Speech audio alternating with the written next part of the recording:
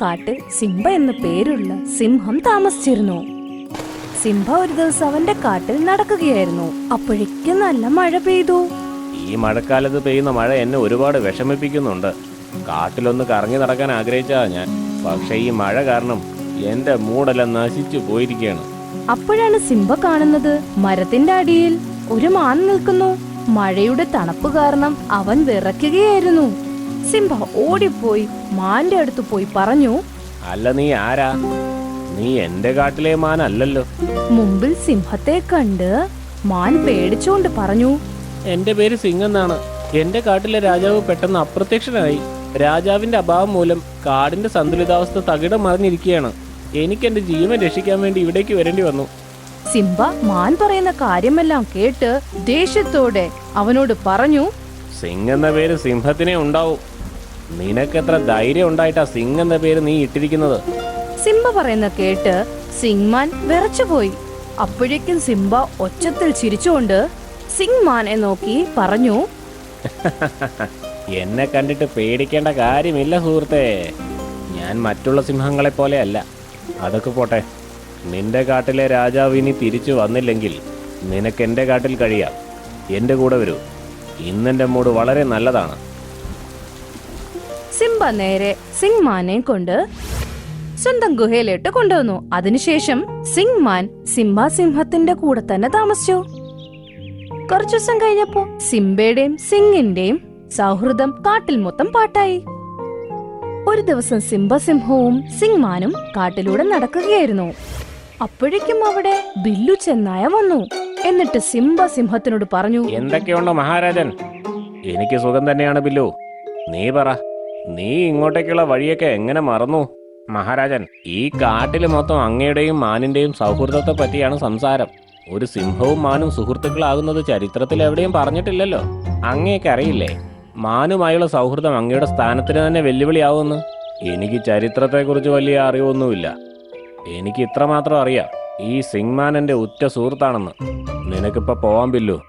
ബില്ലു ദേഷ്യത്തോടെ അവിടെന്ന് പോയി. എന്നിട്ട് കൂട്ടുകാരൻ ടില്ലു ചെന്നായോട് പറഞ്ഞു, ആ വിഡ്ഢി സിംഹം സിംഹവർഗത്തിന്റെ തന്നെ പേര് നശിപ്പിക്കുകയാണ്. ഒരു പീറ മാനുമായുള്ള സൗഹൃദം, ഇതൊക്കെ എങ്ങനെ സാധിക്കുന്നു? ഞാൻ പറയുന്നത്, ഈ കാര്യങ്ങളൊക്കെ പ്രചരിപ്പിച്ച് കാട്ടിലെ മൃഗങ്ങളെയെല്ലാം സിംഹത്തിനെതിരെ തിരിക്കണമെന്നാണ്. ടില്ലു ചെന്നായ പറഞ്ഞത് കേട്ട് ബില്ലു ചെന്നായ ചിരിച്ചുകൊണ്ട് പറഞ്ഞു, നീ പറഞ്ഞത് ശരിയാ. എല്ലാത്തിനും ഉപരി ഇത് നമ്മുടെ കാടിന്റെ അഭിമാനത്തിന്റെ പ്രശ്നമാണ്. ടില്ലു ചെന്നായും ചിരിച്ചുകൊണ്ട് തന്നെ ബില്ലുവിനോട് പറഞ്ഞു, നീ പറഞ്ഞ ശരിയാ ബില്ലു. നമ്മുടെ രാജാവ് ഒരു പീറമാനുമായി കറങ്ങുന്നത് നമ്മുടെ ചുറ്റുമുള്ള വനങ്ങളിലുള്ള സിംഹരാജാക്കന്മാരെ അറിയുമ്പോൾ അവരൊക്കെ നമ്മുടെ കാടിന് എന്ത് വിലയാ പിന്നെ തരുന്നത്?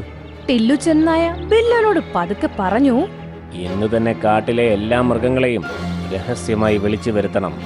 ഞാൻ അവരോട് സംസാരിച്ചോളാം. പിന്നെ ഈ വിഷയത്തെക്കുറിച്ച് സിംഹരാജന് ഒരു വാക്കുപോലും അറിയാൻ പാടില്ല. ടില്ലു ചെന്നായ ആരും അറിയാതെ കാട്ടിലെ എല്ലാ മൃഗങ്ങളെയും വിളിച്ചുകൂട്ടി. ബില്ലു ചെന്നായ എല്ലാ മൃഗങ്ങളെയും നോക്കി പറഞ്ഞു, കാട്ടുവാസികളെ, നിങ്ങൾക്കറിയാവുന്നതല്ലേ നമ്മുടെ രാജാവിന്റെ ബുദ്ധി മറഞ്ഞു പോയിരിക്കുകയാണെന്നുള്ളത്. അദ്ദേഹം ഒരു പീറമാനുമായി സൗഹൃദത്തിലാണ്. ഇത് നമ്മുടെ വനത്തിന് തന്നെ അപകടകരമാണ്. ബില്ലു ചെന്നായ പറഞ്ഞത് കേട്ട് ആന അമ്മാവൻ അവരോട് പറഞ്ഞു, കാട്ടിലെ രാജാവ് മാനിനോട് സൗഹൃദം കൂടുന്നു. അതിന് നിനക്കെന്താണ് പ്രശ്നം? നിങ്ങളുടെയൊക്കെ ചിന്തയ്ക്ക് എന്തു പറ്റി ആനമുത്തശ്ശ? ഒരു സിംഹം മാനുമായി എങ്ങനെ സൗഹൃദത്തിലാവും? ഒരു സിംഹത്തിന്റെ സ്വപ്നം സ്വന്തം വനത്തിലായിരിക്കണം.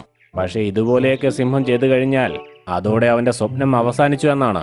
മറ്റുള്ള കാട്ടിലെ സിംഹങ്ങൾക്ക് ഈ കാട് ആക്രമിക്കാനുള്ള ഒരു അവസരം കൂടിയാണത്. ബില്ലു ചെന്നായ പറഞ്ഞത് കേട്ട് അവിടെ നിന്ന മീനു കുറുക്കൻ ആലോചിച്ച് എല്ലാരോടും പറഞ്ഞു, എന്നാ പിന്നെ നീ തന്നെ പറ, ഞങ്ങൾ ഇനി എന്താ ചെയ്യണ്ടേ? നിങ്ങൾ എല്ലാവരും കൂടെ ചേർന്ന് എന്നെ പിന്തുണയ്ക്കുകയും എന്നെ രാജാവായി പ്രഖ്യാപിക്കുകയും ചെയ്യണം. ഞാനും സിംഹത്തിന് തുല്യനാണ്. ചെന്നായ്ക്കൾ സിംഹങ്ങളെ പോലെ മാരകവും അപകടകരവും ബുദ്ധിശക്തിയുള്ളവരുമാണ്. ബില്ലു ചെന്നായ പറഞ്ഞത് കാട്ടിലെ എല്ലാ മൃഗങ്ങൾക്കും മനസ്സിലായി. പക്ഷെ ആന അമ്മാവനെ ഒഴികെ. ആന അമ്മാവൻ ഓടിപ്പോയി സിംഹത്തിന്റെ അടുത്ത് പോയി, മഹാരാജൻ, അങ്ങ് ഇവിടെ നിന്ന് ഉടൻ തന്നെ പോകേണ്ടതാണ്. സിംഹ ആന അമ്മാവൻ പറഞ്ഞത് കേട്ട് ഞെട്ടിപ്പോയി. അതെന്താ അങ്ങനെ പറയുന്നത്? ഇതെന്റെ കാടാണ്. ഞാൻ എന്തിനാണ് എന്റെ കാട് വിട്ടു പോവേണ്ടത്? ആനമ്മാവൻ നടന്ന കാര്യങ്ങളൊക്കെ പറഞ്ഞ് സിംഹത്തിന്റെ അടുത്ത് പറഞ്ഞു. മഹാരാജൻ, ബില്ലു ചെന്നായ കാട്ടിലെ എല്ലാ മൃഗങ്ങളെയും അങ്ങേക്കെതിരെ തിരിച്ചിരിക്കുകയാണ്. അവർ കുറച്ചു സമയത്തിനുള്ളിൽ ഒറ്റക്കെട്ടായി ഇങ്ങോട്ടേക്ക് വരും. അവരോടെല്ലാവരോടുമായി ഏറ്റുമുട്ടാൻ അങ്ങേക്കാവില്ല. തൽക്കാലം ഇവിടെ നിന്ന് മാറി നിൽക്കുന്നത് അങ്ങേക്ക് നല്ലത്. ഇതെല്ലാം കേട്ട് സിംഹമാന് സങ്കടമായി. അവന്റെ കൂട്ടുകാരൻ സിംബയോട് പറഞ്ഞു. ഇതെല്ലാം സംഭവിക്കുന്നത് ഞാൻ കാരണമാണല്ലേ? ഞാൻ അങ്ങയുടെ സുഹൃത്തായിരുന്നില്ലെങ്കിൽ ഇതെല്ലാം സംഭവിക്കുമായിരുന്നില്ല. അങ്ങ് കാട് വിട്ടു പോകേണ്ട ഒരാവശ്യവുമില്ല മഹാരാജൻ. ഞാൻ ഇപ്പൊ തന്നെ ഈ കാട് വിട്ടു പോവുകയാണ്. അരുത് സുഹൃത്തെ, ഞാൻ ഈ കാട്ടിലെ രാജാവാണ്. കാട്ടിലെ എല്ലാ മൃഗങ്ങളും ഒരുമിച്ച് നിന്നാൽ ശക്തരാവുമെന്നറിയാം. പക്ഷേ മറ്റൊരു കാര്യമുണ്ട്. ഒരു സിംഹം തന്റെ അധികാരത്തിലിരിക്കുമ്പോൾ അതിനോളം വരില്ല മറ്റൊരു ശക്തിയും. എന്റെ കൂടെ വരൂ. സിംഹം ആന അമ്മാവനും കൂട്ടുകാരൻ സിംഹമാന്റെ കൂടെ അവിടേക്ക് എത്തും. അവിടെ എല്ലാ മൃഗങ്ങളും ടെല്ലും ബില്ലും ഉൾപ്പെടെ ഉണ്ടായിരുന്നു. സിംബ എല്ലാവരെയും നോക്കി പറഞ്ഞു. ഞാൻ ഈ സിംഹമാനുമായി സൗഹൃദത്തിൽ ഏർപ്പെടുന്നതിൽ നിങ്ങൾക്ക് എന്ത് ബുദ്ധിമുട്ടാണുള്ളത്? ഒരു സിംഹവും മാനും സൗഹൃദത്തിലാവാൻ പാടില്ലേ? സിംബ പറഞ്ഞത് കേട്ട് ബില്ലു ചെന്നായ ചിരിച്ചുകൊണ്ട് പറഞ്ഞു. നിങ്ങൾ എന്തിനാ അവരോടൊക്കെ സംസാരിക്കുന്നത്? എന്നോട് സംസാരിക്കേ. ബില്ലു ചെന്നായ പറയണത് കേട്ട് സിംബയ്ക്ക് ദേഷ്യം വന്നിട്ട് പറഞ്ഞു.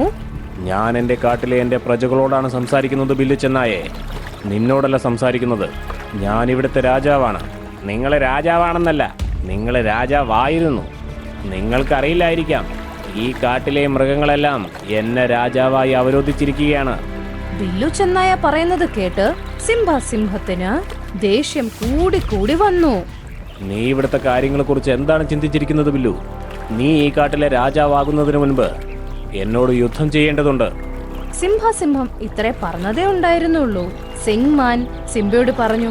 മഹാരാജൻ, അങ്ങ് ഒരിക്കലും ഈ ചെന്നായുമായി യുദ്ധം ചെയ്യേണ്ട ഒരാവശ്യകതയുമില്ല. ഈ ചെന്നായ്ക്ക് ഞാൻ മതിയാവും. ഞാൻ ഇവനോട് യുദ്ധം ചെയ്യാം. ഇത് കേട്ട് സിംഹവും എല്ലാവരും ശരിക്കും ഞെട്ടിപ്പോയി. ബില്ലു ചെന്നായ ചിരിച്ചുകൊണ്ട് സിംഹമാനെ നോക്കി പറഞ്ഞു. എന്റെ വളരെ മോശം ദിവസമാണല്ലോ ഇന്ന്. ഒരു മാനുമായിട്ടാണല്ലോ എനിക്ക് യുദ്ധം ചെയ്യേണ്ടത്. ഞാൻ നിന്നെ യുദ്ധത്തിന് വെല്ലുവിളിക്കുകയാണ്. യുദ്ധത്തിൽ ഞാൻ മരിക്കുകയാണെങ്കിൽ നിനക്കെന്റെ മാംസം കഴിക്കാവുന്നതാണ്. സിംഹമാനെ ഒരുപാട് തടയാൻ ശ്രമിച്ചു. പക്ഷെ സിംഹമാൻ വിസമ്മതിച്ചു. കുറച്ചേരം കഴിഞ്ഞപ്പോ സിംഹമാനും ബില്ലു ചെന്നായും തമ്മിലുള്ള യുദ്ധം തുടങ്ങിക്കഴിഞ്ഞു. യുദ്ധം കണ്ടുകൊണ്ടിരുന്ന എല്ലാ മൃഗങ്ങളും ഞെട്ടിത്തെറിച്ചു പോയി. സിംഹമാൻ വളരെ എളുപ്പത്തിൽ ബില്ലു ചെന്നായെ തോൽപ്പിച്ചു. ബില്ലു ചെന്നായ ദേഷ്യത്തോടെ പറഞ്ഞു. നീ വെറും സാധാരണ മാനല്ലേ, എന്നിട്ടും നിനക്ക് ഇത്ര ശക്തി എവിടെ നിന്ന് കിട്ടി? ബില്ലു ചെന്നായ ഇത്രേ പറഞ്ഞതേ ഉണ്ടായിരുന്നുള്ളൂ. അപ്പോഴേക്കും നിറങ്ങളുള്ള കിരണങ്ങൾ വന്ന് സിംഹമാൻ ഒരു സിംഹമായി മാറി. ഇത് കണ്ട് എല്ലാരും വീണ്ടും ഞെട്ടിപ്പോയിരുന്നു. അല്ല, ഇതെന്ത് അത്ഭുതമാണ്! നീ എങ്ങനെ ഒരു സിംഹമായി മാറി? അപ്പോഴേക്കും നിറങ്ങളുള്ള കിരണങ്ങൾ വന്ന് ഒരു സാധു പ്രത്യക്ഷപ്പെട്ടു. എന്നിട്ട് സിംബയോട് പറഞ്ഞു. നിന്റെ സുഹൃത്തായ മാൻ ഒരു സിംഹമായിരുന്നു സിംബ. എന്റെ ശാപം കാരണമാണ് മാനായത്. അവൻ സിംഹമായിരുന്നപ്പോൾ നിരപരാധിയും ദുർബലരുമായ മൃഗങ്ങളെ കൊല്ലാറുണ്ടായിരുന്നു. അതുകൊണ്ടാണ് ഞാൻ അവനെ ശപിച്ച് ഒരു ദുർബലനായ മൃഗമായി മാറ്റിയത്. അപ്പോഴേ അവൻ അറിയാൻ കഴിയൂ ഒരു ദുർബല മൃഗത്തിന്റെ വികാരം എന്താണെന്നുള്ളത്. ഒരു മാനായതിനു ശേഷം അവൻ കരയാൻ തുടങ്ങി. അപ്പോൾ ഞാൻ അവനോട് പറഞ്ഞു, മാനിന്റെ രൂപത്തിൽ നിന്ന് ശക്തനായൊരു എതിരാളിയുമായി ഏറ്റുമുട്ടിക്കഴിയുമ്പോൾ നിനക്ക് നിന്റെ യഥാർത്ഥ രൂപം തിരിച്ചു കിട്ടുമെന്ന്.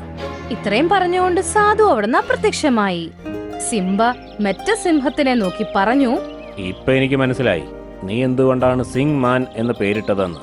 കാരണം യഥാർത്ഥത്തിൽ നീ സിംഗ് തന്നെയാണല്ലോ. മാത്രമല്ല, നീ അന്ന് എന്നോട് പറഞ്ഞ കാടിന്റെ കാര്യം അവിടുത്തെ രാജാവ് നീ തന്നെ ആയിരുന്നല്ലേ? മറ്റേ സിംഹം ചിരിച്ചുകൊണ്ട് പറഞ്ഞു. നീ പറഞ്ഞത് വളരെ ശരിയാണ്. ഞാനിപ്പോൾ എന്റെ കാട്ടിലേക്ക് പോവുകയാണ്. എങ്കിലും നമ്മൾ തമ്മിലുള്ള സൗഹൃദം ഭദ്രമായി നിലനിൽക്കും. സിംഹം അവന്റെ കാട്ടിലേക്ക് പോയി. സിംഹം ടില്ലു ചെന്നായും ബില്ലു ചെന്നായും അടിച്ചോടിച്ചു ആ കാട്ടീന്ന്.